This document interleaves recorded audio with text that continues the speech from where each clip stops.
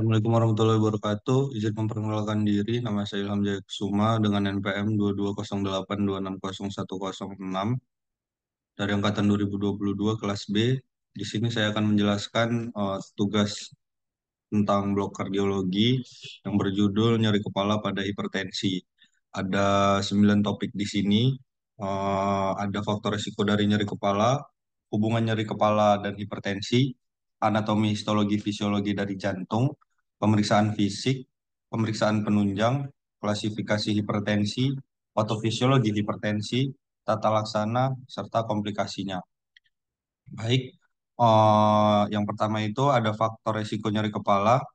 Nyeri kepala disebabkan oleh disfungsi oromandibular, stres, psikososial, ansietas, depresi, stres otot, usia, jenis kelamin, IMT ataupun indeks massa tubuh, merokok, riwayat keluarga, dan iklim. Hasil penelitian dari sebuah jurnal menunjukkan bahwa obesitas meningkatkan risiko nyeri kepala sebesar 40 sampai dengan 80%. Dan risiko tersebut akan meningkat pada status obesitas yang lebih berat. Hasil penelitian juga menunjukkan bahwa prevalensi nyeri kepala meningkat dengan bertambahnya usia. Kemudian hubungan nyeri kepala dan hipertensi. Penderita hipertensi tidak memiliki gejala khusus. Gejala yang dialami antara lain pusing atau sakit kepala, disertai dengan nyeri kepala, tengkuk pegal, wajah merah, sukar tidur, mudah lelah, sesak nafas, suka marah-marah, gelisah, dan keringat berlebih. Orang akan menyadari dirinya menderita hipertensi setelah melakukan pemeriksaan tekanan darah. Peningkatan hipertensi setelah melakukan peningkatan tekanan darah salah satunya akan menyebabkan pusing atau nyeri nyeri kepala, sehingga dapat mempengaruhi aktivitas. Sakit kepala akibat tekanan darah tinggi menyebabkan sakit kepala yang luar biasa. Seluruh kepala seperti dicengkram yang dapat menyebar ke leher dan bahu. Nyeri kepala pada pasien hipertensi terjadi ketika saraf aferen primer menginervasi meningeal atau pembuluh darah cerebral aktif. Kebanyakan dari serat nesiseptif di lokasi di dalam bagian pertama dari ganglion trigeminal atau ganglia servikal atas. Rangsangan terhadap struktur nyeri di bawah tentorium radix cervicalis bagian atas dengan cabang-cabang saraf perifer menimbulkan nyeri pada daerah belakang, pada area oksipital, area suboksipital, dan servikal bagian atas. Rasa nyeri ini ditransmisi oleh saraf kranial 9 dan 10, spinal C1, C2, dan C3. Oksipitalis mayor akan menjala- menjalarkan nyerinya ke frontal pada sisi ipsilateral. Input eksteroseptif dan nosiseptif dari refleks trigeminoral cervical. Trigeminoral cervical ditransmisikan melalui jalur polisinaptik mencapai motor neuron cervical bahwa nyeri di daerah leher dapat dirasakan atau diteruskan ke arah kepala dan sebaliknya. Kemudian untuk topik anatomi, histologi, dan fisiologi jantung, anatomi jantung, jantung terletak di antara paru-paru, di tengah dada, di belakang dan sedikit ke kiri tulang sternum. Selaput dua lapis, perikardium, lapisan luar perikardium mengelilingi akar pembuluh darah utama pada jantung dan dilekatkan oleh ligamen ke tulang belakang dan diafragma. Jantung memiliki berat 200 sampai 425 gram. Terdapat beberapa katup, yaitu ada katup trikuspid, ada katup pulmonal, katup mitral, dan katup aorta. Fisiologi jantung, impuls listrik dari otot jantung ataupun miokardium menyebabkan jantung berkontraksi. Sinyal listrik ini dimulai di simpul sinoatrial yang terletak di bagian atas atrium kanan. Impuls listrik dari nodus SA berjalan melalui serat otot atrium dan ventrikel menyebabkannya berkontraksi. Pada pemeriksaan fisik menyeluruh dapat membantu memastikan diagnosis hipertensi dan identifikasi. Eh, yang poin A ada sirkulasi dan jantung, denyut nadi, ritme, karakter, denyut TVJ, detak apex, bunyi jantung ekstra, ronki basal, edema perifer, bruit, keterlambatan radiofemoral. Yang B, organ dan sistem lain, itu terdapat pembesaran ginjal, lingkar leher lebih dari 40 cm, obstruktif sleep apnea, kemudian ada pembesaran tiroid, ada peningkatan IMT, ada timbunan lemak, dan penyakit Cushing syndrome. Pada pemeriksaan penunjang,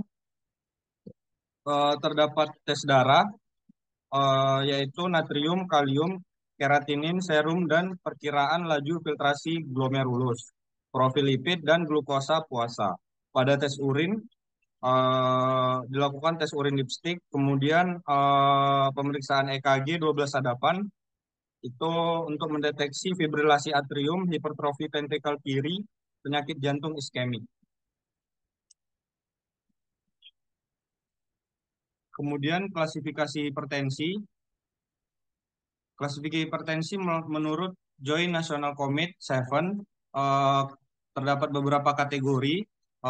Yang normal itu lebih dari normal, kurang dari normal 120 dan 180, prahipertensi 120 sampai 139 atau 80/89, hipertensi 140 sampai 159 atau 90 sampai 99, hipertensi 2 lebih dari 160 atau lebih dari 100, hipertensi sistolik terisolasi lebih dari 140 dan kurang dari 90.